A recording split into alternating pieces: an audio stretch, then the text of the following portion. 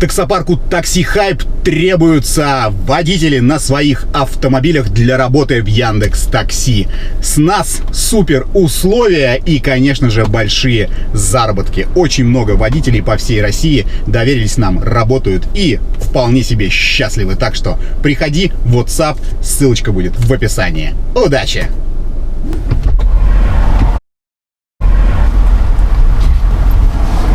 Обводный канал? Да.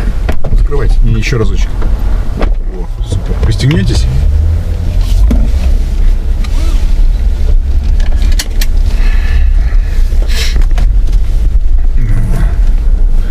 Погодка сегодня прямо почти у нас курорт, можно сказать. Не северная столица, а почти курорт. Сентябрь, видимо, побьет все рекорды. Август был дождливый, сопливый. Ну, а сентябрь обещает быть бабье лето, знаете, оно такое... Что-то вы какая-то... Что-то случилось у вас? Помощь не нужна никакая, что-то больно грустная. Прям сильно чувствуется. Не, можете не говорить, если это там не мое дело, я вообще могу помолчать, но просто вы такая прям... Это я сейчас немножко отхожу от информации, которую недавно узнала. Ну вы не переживайте, знаете, как... Есть такая фраза: все проходит, и это пройдет. Что бы ни случилось, все пройдет, все будет хорошо. Может вам что-то дать, водички, жвачка, что-нибудь нужно вам? Нет? Вода будет? Вода будет, да, только сейчас я ее достану из багажника. Сейчас, секунду.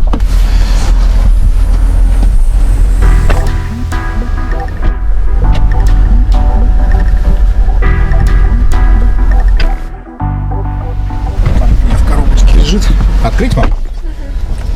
Да не грустите, вы такая красивая, у вас все будет хорошо, правда. Держите. Спасибо. Вам воду, пейте на здоровье, она без газа.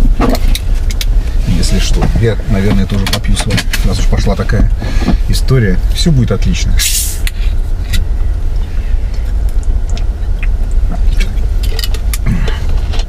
Просто в момент, когда становишься взрослым уже, вот я про себя сейчас говорю, и когда смотришь на таких молодых, красивых девушек, чувак поехал на красный свет, вообще замечательно. Еще и стал на пешеходном переходе. Прекрасно. Когда смотришь на таких красивых девушек, в голове звучит фраза: что у них может случиться в жизни? Вы молоды, красивы, да вот может. И у вас все впереди. Может. Ну, если вам станет легче, если вы выговоритесь, то можете со мной поговорить. А если не хотите, то можете и не говорить. Как хотите. Я сейчас от парня уходила. Так. Он мне признался, что он не изменил. С коллегой по работе. Ну, коллега, надеюсь, женского пола хоть? Да. Ну, пытаюсь просто вас немножко взбодрить. Жизнь, к сожалению, устроена для всех одинаково. И соблазны, гормоны, и какие-то другие моменты, они... Да как мы жили 3 года. Постоянно говорил о том, что, не знаю, мне не верится. Просто раз и все. Мне тяжело давать оценку, потому что я не знаю, что у вас там за отношения были, да, может быть, у вас были какие-то проблемы или вопросы в интимном каком-то моменте, который, может быть, его не устраивали, я не знаю, может быть, вы, ну, вообще вы не похожи на стервозную по характеру, я не знаю, какую оценку этому дать, вам могу просто посоветовать пережить это все и... что? Ну, не знаю, плюнуть в лицо коллеги по работе. Что еще сделать? Ну, не стоит, я думаю, там прям, знаете, мстить, еще что-то, чего? Тут не коллега виновата. То есть вы все-таки на него вешаете, да, главную вину? Может, она его напоила? Нет, ну я согласна, возможно, в измене виноваты оба. Да. Может, я чего-то не додавала. Да. И вот у меня просто сейчас куча вопросов в голове. Нет универсальной таблетки, как я уже сказал, все проходит и это пройдет. Время лечит, что, я не знаю, ну, попробуйте как-то отвлечься, если у вас есть какое-то занятие по душе, что называется, попробуйте в него окунуться, сейчас просто не думайте об Ну и помните, самое главное, что жизнь, к сожалению, или к счастью, не знаю, она вот такая, многогранная, и одна из этих граней то, что человек абсолютно, там, он не ваш родственник, там, вы просто вот с ним знакомитесь, там, ваши чувства, гормоны, эмоции подсказывают вам, что это на всю жизнь, там, и так далее, но это, к сожалению, не так. Нужно к этому подходить немножко. Женщинам гораздо тяжелее это делать с более рациональной головой, что может случиться всякое. Все, что от вас зависит, вам, наверное, нужно делать, да, что-то додавать, где-то не перегибать, как-то вот работать в этих отношениях. Но и то тут есть тоже риск, что, ну, к сожалению, может вот такое произойти. От этого вообще никто не застрахован. Знаете, я была вообще не ревнивой. Так. Возможно, это сыграло роль.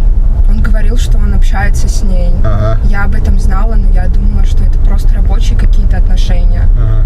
А в итоге вот так вот все сложилось. Ага. Ну, давайте хотя бы дадим ему положительную оценку в том, что он признался. Да? Ну, то есть он же мог все-таки... После того, как я увидела переписку с то есть конкретными словами. забираем положительную оценку от человека, все, прячем ее, пока не даем. Блин, я, знаете, в этом плане все-таки больше реалист, и я понимаю, что, ну, это такая норма жизни, и что у меня это может случиться в жизни, и у соседа, и у друга, и вот у вас, у кого угодно. Это, в общем-то, в принципе, ничего противоестественного здесь нет. Ну, мальчики, большей частью, все полигамны. Но это правда. И очень сложно мужчине, который, например, зависит от определенных вот женских прелестей, например, оставаться вот верным. Такое бывает. Поэтому, может, вам просто мужичка попроще найти себе, паренька, который, скажем так, не смотрит ни в чьи. Либо себя прокачивать так, чтобы у него не оставалось ни сил, ни желания на других женщин. Такое тоже возможно. Правда. Это вот... Знаете, есть такая фраза замечательная. Мужчина хочет кекса каждый день, пока не встретит женщину, которая хочет кекса каждый день. То есть она его может настолько утомить в этом плане, что он сам будет отказываться уже от любых каких-то моментов. Поэтому... Просто зачем входить в отношения, если ты знаешь о том, что тебя может потянуть, и ты не сможешь сконтролировать? Блин, я не знаю, что вам сказать. Нет у меня какого-то вот универсального решения. Слушайте. Да. У меня мысль появилась. Говорите, раз появилась, если ее можно озвучить. Вы не хотите со мной пойти на свидание? Вот это поворот! Интересная мысль. Так. Я хочу, так скажем, отомстить. Фига себе, у вас мысли в голову приходят. Хотите ему отомстить по моей помощью? Блин, как вас зовут? Настя. Меня Евгений зовут, очень приятно. Анастасия. Я думаю, что я вас постарше раза в 2.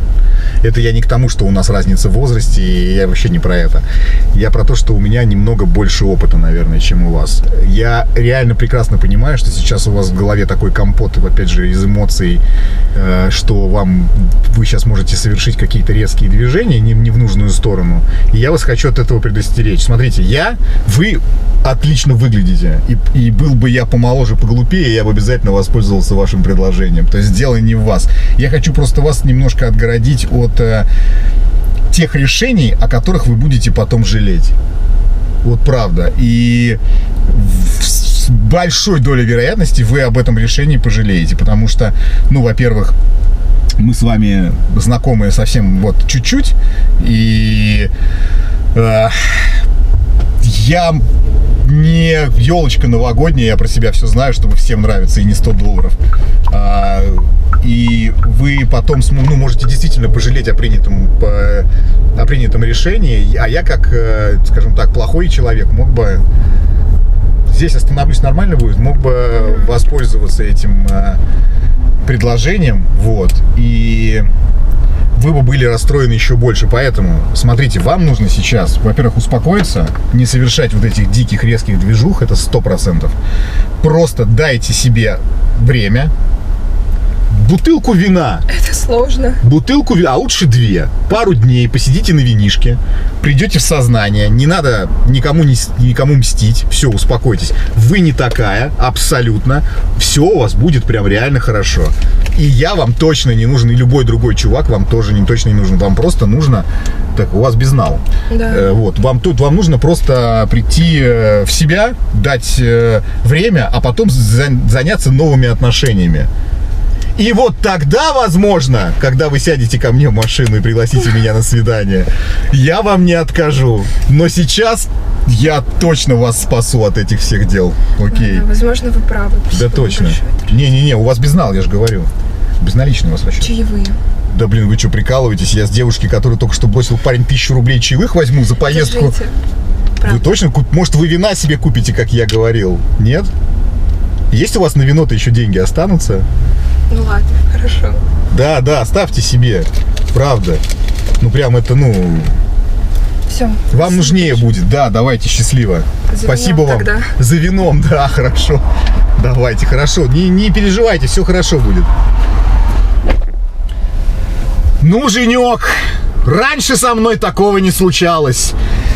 И от кекса отказался, от мести, и от чаевых в косарь. Но я собой доволен, потому что я молодец. Я и девушке помог, и доном не стал. Вот, собственно говоря, это просто, ребенок милый, я не могу этим, и денег не могу с нее взять, и как бы воспользоваться ситуацией тоже не могу. Но раньше другой женек, плохой, он бы обязательно и рыбку бы съел, и то самое сделал. Вот так вот. Блин, какой я молодец. Вот, поаплодируйте мне, друзья, я же молодец. Правда, я ж крутой. Я знаю, что я крутой. Я вот думаю, может мне какую-нибудь линию горячую завести, помощь психологическая в трудных ситуациях. Я думаю, я бы справился. Ведь я убедителен и не сильно глуп. Мне так кажется. Вы пишите.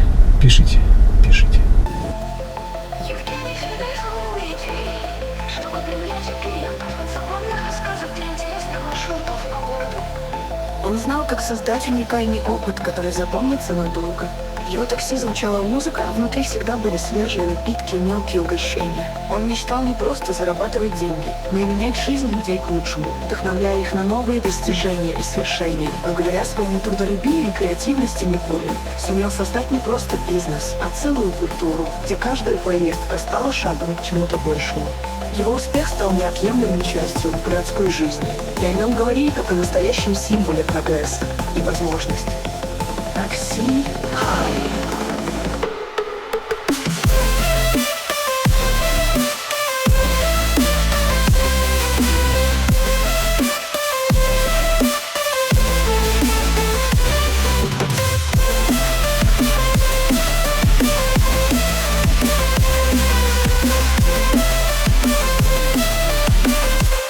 Такси Хай.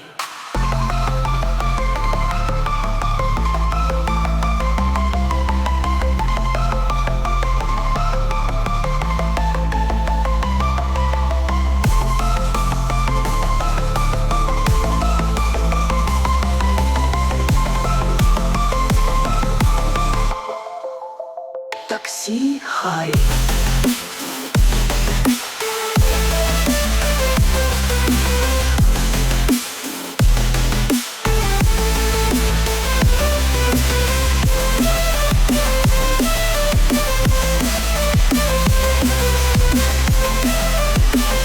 Такси Хай.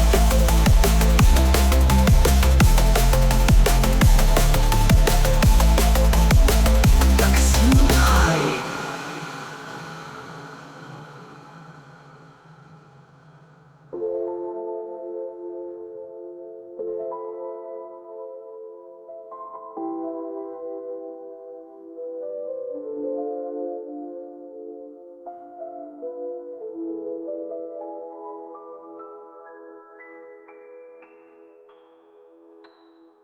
Такси Хай.